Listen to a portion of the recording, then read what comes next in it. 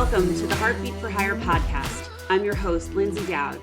My goal is to help train leaders and sales organizations how to manage and deliver results with empathy, compassion, and kindness.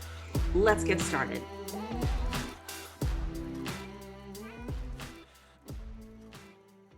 Greetings and welcome to this episode of Heartbeat for Hire. I am so happy to bring you our guest today. Rebecca Ahmed is an award-winning speaker, business consultant, and an energy leadership index master practitioner and a professional certified coach.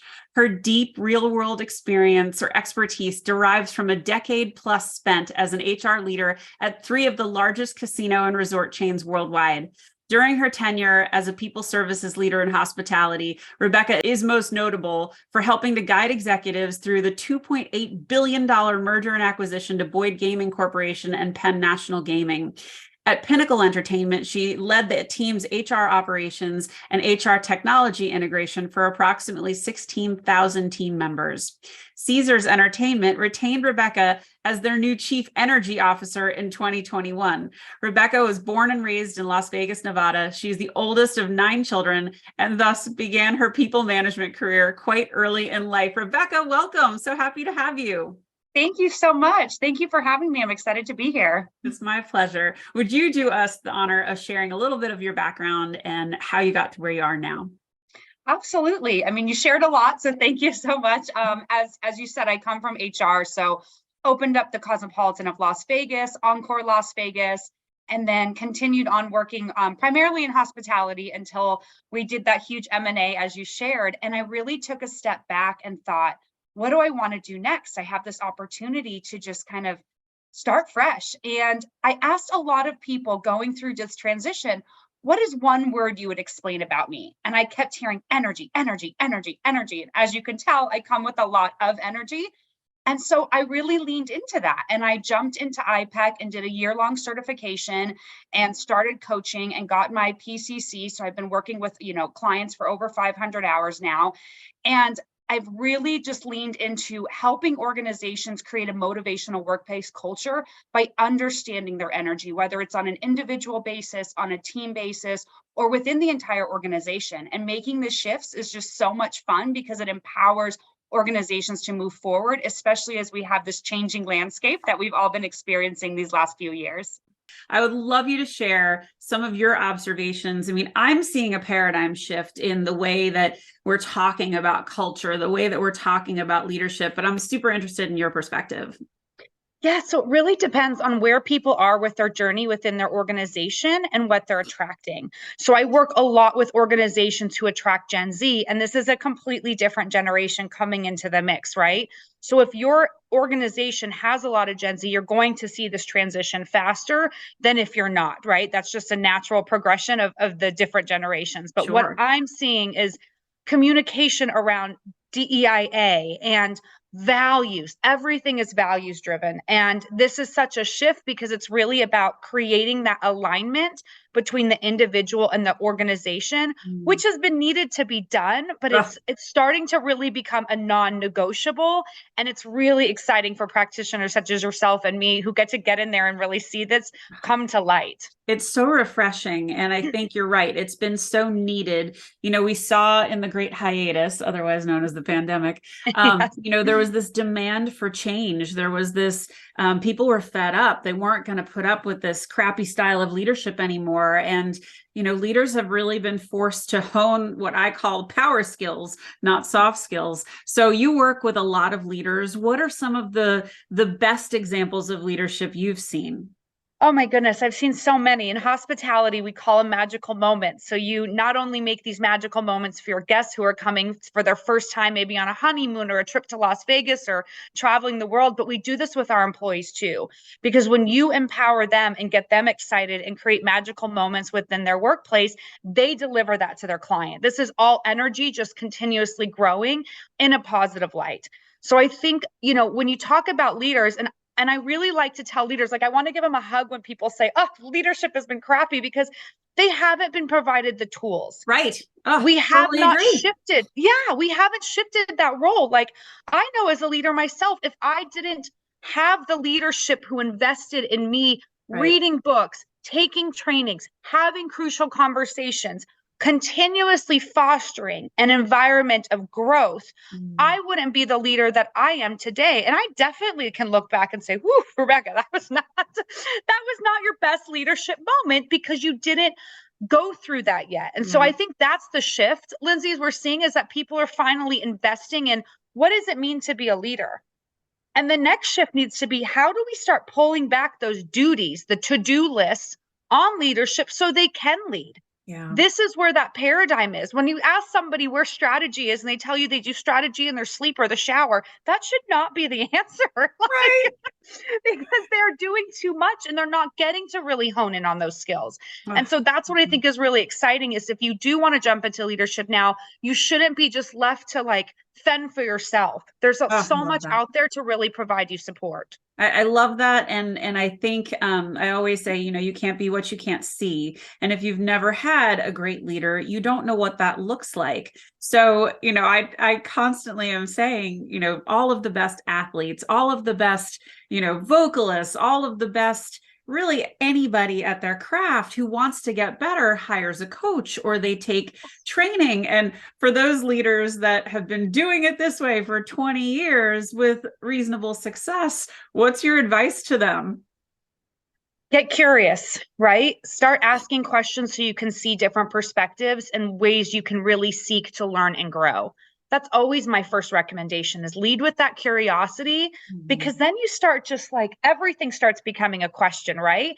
We all have an opportunity to learn more. So where are you not leaning in to learn more? Whether that's being present with your team, whether that's asking them what they need, whether that's meditating and reflecting on your own values and what you bring to the table. When you get curious, you start at least getting closer and closer to making progress. I love that you hit on values. And I think that's been kind of under the radar, often confused with mission statements. And now they're becoming more aligned with each other. So for the companies that think they have their values all set, how do you advise them to check themselves?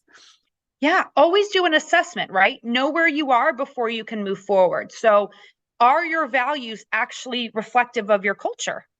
Are they empowering your culture or are they just words on a painted wall? That is a huge difference, right? And if you have a disconnect, that is a beautiful opportunity to really engage with your employees and say, whoa, we totally missed this. We're saying we're innovative and creative, yet none of our policies and practices actually equate to that value. So let's really have a discussion. Let's do surveys. Let's get in there and do the work to make sure that we are representative of our culture, because that ensures that you're attracting the right type of talent to your culture. That ensures you're retaining your employees, and it gives them a focus. Okay, I know if I lead with these values, I'm going to make confident decisions, and I know that I'm in alignment with my organization. A lot of times this miscommunication that we've had in the past is just a values misalignment. It's something that can be so easily rectified. It takes some work. It takes some time. It takes vulnerability. It takes psychological safety. But when you get there, you are no longer trying to run through quicksand. And that's the difference. Oh my God, you are pulling the ideas out of my head. This is so much fun. These are all the things I talk about. You hit on something earlier, and that was energy. And I know you were Chief Energy Officer and you are a master practitioner. Can you just talk a little bit about your perspective on energy and why that's so important? Yeah. So when we sold Pinnacle Entertainment, I had this beautiful opportunity to take a pause and say, what do I want to do next? Right. And I asked everyone I basically knew around me. It was an exercise that I got out of the Landmark Worldwide Forum. And they said, ask what your superpower is, or ask what you're known for, just so you can kind of hone in. And as you can probably tell quite quickly, I come with a lot of energy. And so energy kept popping up from every single person. And I always have had a lot of energy. And I honestly just thought it was something I naturally had, right? That's the story my parents tell me. I came out of the womb and I was already dancing, right? But I wanted to understand that. And I wanted to also be able to provide that as a gift to others to hone into and help them shift. Because a number one question I usually got from people is, how do you accomplish so much in one day? And how do you have energy at the end of the day with excitement, no matter how your day has gone? And so I went to IPEC and did a year-long certification and did the work, did the program. I'm now PCC certified, which means I did over 500 hours. I'm probably actually hitting up the 1,000 now, so I probably will be doing the next exam. But what I can share with people is when you understand your energy levels and how you're approaching a situation and the lens that you're looking through it, you can also create shifts if it's not something that's serving you. And I learned a lot of areas that weren't serving me, right? Where I was just trying to go against the wind, going against that, sand. And I was able to move them just by creating a perspective shift. And that's what I love gifting my clients with, is empowering them with this knowledge and then creating these tools for them that work for them, right? We do this in partnership so that they can start not only shifting their own energy, but the energy around them, whether that's in their personal life or their professional life, because it all aligns, right? You don't leave one area and think that's terrible and now I'm going to jump into something amazing. It doesn't work like that. And so it really is this holistic approach of energizing your entire world around you. I love that. And I think the fact that we're even talking about energy in the construct of business just shows how far we've come and how much has changed. I mean, to get a role as the chief energy officer, I mean, this is one of the things I'm seeing so much of, and I just love your perspective. I'm seeing obviously chief people officers, that's not so new, but chief well-being officers, chief heart officers. I'm a chief heartbeat officer. And I love that companies are taking a moment to recognize we have to do right by our people. We have to ensure their well-being. And you've been in HR for so long, so share your perspective on that. Absolutely. And, Vegas is so fun and playful with this, and they have been. I think when Zappos came in, it was just an opportunity to create a shift in our workplaces because we got to experience this new culture coming in from San Francisco, right? And Tony Hsieh, may he rest in peace, but what he brought to Las Vegas created this shift. And being that we're the entertainment capital of the world, we leaned in. And that's not, a lot of places don't do that. And it's been really exciting to share that with people outside of Las Vegas, because I work with so many organizations now on a consulting basis in New York, in DC, in, New Jersey, where they haven't maybe experienced this. And they start getting curious once again and say, oh, we can do that? Like, the sky's the limit what you can do.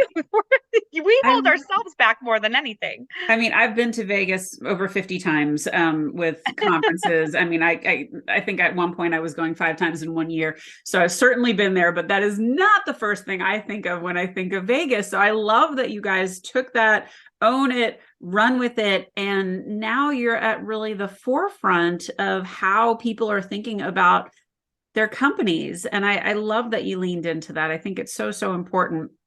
So what are some easy tips for leaders, company leaders who recognize maybe their culture has been struggling a little bit? And we talked about assessments, but what else should they be thinking about? Yep. So definitely do that assessment. I go into organizations and do an energy leadership assessment with them. So not only on an individual basis can they understand their energy, but how is their team working? How is their department working? And then even organization wide, I can show hot spots of where you need to create shifts. And then working with coaches, right? So I'll go in and say, maybe you have a finance department that's showing a little bit more of this combative energy, this destructive energy, going in and having conversations so you can create shifts. But for leaders to do this, I always lean into these 5 energetic success principles that I've developed through time. And by going through that and them understanding how to lead with curiosity, how to lead with love or care, how to detach from your own solution, right? What works for me might not work for your team member or work for someone else. Creating possibilities. I felt like that shifted people's mindset so much, because coming out of COVID, nothing was possible in their head. Everything was so by the book because of this fear-driven, we were going through a pandemic, of course, but now it's time to pop out of the resilient stage and pop into the energetic stage. And with that comes a bit more risk, but it also comes with a lot of play and a lot of really exciting things that you didn't even think were possible. So I really recommend, looking into those energetic success principles and trying them out, having fun with it, and call yourself out when you don't do it right or you're learning through it, because that's where you get to engage. I love that you say call yourself out. I think the really important thing that I love to tell leaders is, I just did a post on this last week. You are not born necessarily as a leader. Leadership is learned. And yes, there are natural born leaders. There are people that are always, come on, guys, we're doing it this way. And yes, there is that personality trait, but leadership as a role and as a career or a job, the things that you learn, those are what make you great. And I have so many stories about people that have inspired me and really changed the way I see my work. So I love that you talk about that. So can you share some of your examples of what not to do as a leader? Yes. Let's see. Some of my ones that have come up really recently. I'm working with a new director, and this is a large automotive industry across the US. They have right around 2,000 employees, and they have, I think, 13 or 14 different retail operations. And she's coming from being a really strong powerhouse director in HR at one location. And now the organization has grown so much, she's taken on a role that includes the entire enterprise. Mm-hmm. And coming from one organization or one store, you're looking at through that lens, and she is very much a doer. Check this off the list, and we're able to accomplish this for the store. And that's why she was so successful. But now creating a shift of looking at the entire organization, you can't do it all, nor will you be able to. And so when I think about her first 60 days in role and why her leader reached out to me and said, can you start coaching this new director? She's coming from an individual focused lens to now an entire enterprise lens. And she's really down on herself because she has these goals in 60 days that you can't accomplish in over a year with this many locations. And so that's one of the things, is like looking at, where do you need to delegate? Where do you need to be focused on strategy versus doing? And helping other people grow. She's never had a team other than maybe, one coordinator under her. Now she's got 18 different HR directors under her or managers under her that would love to take on these projects. And when you deprive someone of that opportunity to grow because you think you have to do it all, I think that's where leaders have the biggest struggle, because they think, I've always just had to do it all. What if you create that shift where you get to be empowered so much because you have not only delegated, but you've helped coach others to grow into roles just like yourself did, versus trying to take it all in and every single day being exhausted and disappointed. That's a huge, huge one. I love that. I call it, giving people the room to do the job they were hired for. Yeah.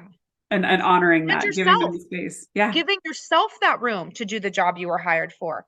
People don't, you add, all you did is, when she stepped into this role, is added another role onto the role that she was already doing. No, we need to release this one and jump into this one. And what does that look like? And that is a huge stepping stone for most leaders going into their new roles. Oh, that's a good one. So you just did a recent post on quiet hiring, and I would love you to talk about what that is, because I'm sure a lot of people don't know. We know about the other quiet. So let's quiet quitting. So let's talk about quiet hiring. Yeah, and this got sticky when I posted that. Holy cow, I was not expecting so many people to be so taken back. Because for me, and the media loves these terms, right? So take whatever term you want, but this is not something to be quiet about. Agreed. We're going into potentially recession. I'm not an economist. I'm not, this is not my forte. So I'm following lead on this of what we're seeing in the workplace. But if you are not able to externally hire and you are creating opportunities internally for your talent, whether it's a stretch assignment, whether it's taking on a promotion, whether it's an interim, this is what quiet hiring is defined as, right? Is a company internally promoting or creating these opportunities for their internal team versus getting something from the outside. This is something to be celebrated. Because what you're doing is you're highlighting how much you're investing in your employees, your current talent, and you'll start creating a pipeline externally. So when you are ready to start hiring externally, they already get a glimpse into your culture. They get to see what you're doing. My biggest call out was for organizations and for individuals, because at the end of the day, an individual owns their compensation. If you are placed into these opportunities, make sure you're compensated accordingly. That should not be quiet. That should be very transparent as well. None of this should be quiet. It should all be from the rooftops. A transparent process that's celebrated because organizations are investing in their people. I couldn't agree more, Rebecca. I worked with a brilliant woman, and both she and I were up for a director role for way too long. Like, we were promised this role for, I want to say, over 5 years, and I didn't get it. She got it, but they told her, don't tell anyone. And I thought it was the worst way to treat someone. Here, we're going to give you this promotion. We're going to give you a band bump. We're going to give you all this added responsibility, but don't tell anyone because the guys are going to get jealous. Oh, it was just so painful. I just hated seeing it. It's ridiculous. And if you think about values, going back to those values, when companies have the word authenticity or transparency or honesty, what does that mean? Every single piece of your business, including your policies, your practices, your culture, need to reflect that. And with the Pay Transparency Acts coming out all over the US, organizations, even if they're not in a pay transparent state, are going to have to jump on that bandwagon just to be able to compete. Because why would you join an organization that's not being transparent about their compensation practices, that's not being transparent about their promotion opportunities for advancement? There's absolutely no reason to, when you have too many amazing organizations that are doing this and they're promoting their people. Well, and I think companies are being put on blast right now for the ones that are having these cryptic compensation policies. And I came from sales, so the more cryptic they could make it, the better it served them. And no matter how well you thought you understood your comp plan, there was some nuance saying, oh, no, you just got it wrong. So, I love when people are kind of putting the kibosh on that. But, talk about just, obviously we just lost 70,000 people were affected by the last round of layoffs. And obviously that's a lot of people. But hiring practices, I have some thoughts on the speed in which this goes, but I'd love your perspective on what is a normal amount of interviews for, a mid-level employee or a mid-level manager, just as a rule of thumb. Because for me, putting them through a 12 interview tribunal is insulting and unnecessary. I'm just curious what your thoughts are. Yeah. With technology now and Gen Z coming in, no matter what role, if you don't have easy apply, and you think that would be a quick one for people to know, but I see it all the time. I said, no one's going to apply to your 12-page application via paper or even online nowadays. It needs to be a click of a button on a phone, right? So that's step one. And a lot of people haven't even met that mark, right? So there you go. Just make it easy so you can get an applicant in. And then it's, depends on the company culture, depends on the role. I do think leadership roles should have more conversations. Agreed. Because it's a relationship you're building, right? You don't go on one date and say, I'm getting married. That's not, and this is what we used to do, even with organizations. It's as if one partner got to dictate everything. Like, no, this is a relationship. So I think those conversations should be had. When you diversify your panels, you are able to connect with someone on multiple levels and be able to really pull out and extrapolate that diversity of thought. And so that's your opportunity to leverage your teams to be efficient, but also get multiple perspectives in one interview. Of course, you don't want it overwhelming. I don't want to sit in front of 12 people. I'd be like, oh my goodness.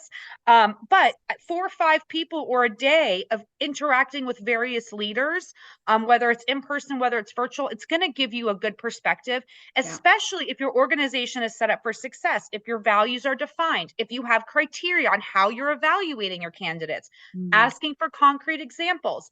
If you need to see anything on the front end, ask. Every candidate is excited to share their work that they've done, whether it's in presentation format, whether it's a sample of a project they've done. If you want some pre-work, just ask them or follow up with them in the interview and say, can we see this? But then you're making the best use of their time and yours. I think that's good, solid advice. What has the role of LinkedIn done to the hiring process? A lot of things. I mean, the easy apply is one. Transparency, just like you said, you see posts and companies get put on blast if they're not transparent. Gen Z is going to find it. So, I mean, all I can say from that is anything you hide, it almost becomes this like little scavenger hunt for them in their time off. So just put it on blast now, because I promise you it will be found. and then it's going to be an issue that you actually have to address, versus if you put it up forward and said, we've done this, or these have been our opportunities in the past, we're growing. absolutely. Anyone is really open to listening and seeing how you're moving forward. But if you're hiding something, there's a lack of trust from the get-go. And LinkedIn's Agreed. been really great at anyone can post, right? Anyone can share what's going on within an organization, and they'll link it to stats, whether it's Glassdoor or Indeed. They're showing, oh, look at the pups. They're showing that, this is how people are reacting to your culture. Yeah, I think that's so great. And the advice I always give, and I actually teach a workshop on this, getting people comfortable with the fact that LinkedIn is no longer just an online resume. It's a platform for expertise. It's a chance for you to hone your voice. And it's so, so important for everybody to be recognized. And, if you're going to be looked at as a potential candidate, clean yourself up, like get yourself ready. And then use it. I have all of my clients that I coach with, especially if they're looking to grow, whether it's in the same company, whether it's a different role, whether it's a completely new industry, use that to find, how did other people do that? How did they connect those dots? Their transferable skills, and call them, do these informational interviews. Everyone loves talking about themselves. Reach out and say, hey, I'm a student for life. I'm looking to potentially go into this direction. I would love to hear from you. What do you love about your role? What have you not loved? How did you get there? What would you have done differently? What is your compensation? What does your day look like? How are you living in harmony? All of these questions takes 15 minutes. And most people end up building not only a mentor out of this, but a friendship. And they start connecting dots where people aren't so far apart from each other, right? And I think that's the really, really cool thing, is that when you just get on the phone and reach out to someone via LinkedIn, most people are extremely receptive. I totally agree. My network has grown so tremendously, and I've made so many friends and so many clients. It's really been so powerful. I'm so constantly in awe of what it gives back. Okay, so shifting gears a little bit, what inspires you? Oh my goodness, so many things inspire me. But at the end of the day, I would say people, right? What they bring to the table, the energy that they bring to any situation, their stories. My first experience of culture came from the Cosmopolitan of Las Vegas. And one of my favorite questions is that we used to be able to ask everyone, because we didn't do name tags. That was very new for any type of, especially 4 or 5-star property, to not have name tags. But the goal was to lead with curiosity and ask someone their name, ask someone their story. Mm-hmm. And I've learned people's experiences and the perception through their world just by asking that question in the most beautiful way, that when I'm having a challenging day or I need an energetic shift, sometimes I just think back to those stories of how they got where they got, and what practice of resilience did they do, and how have they brought that to the table.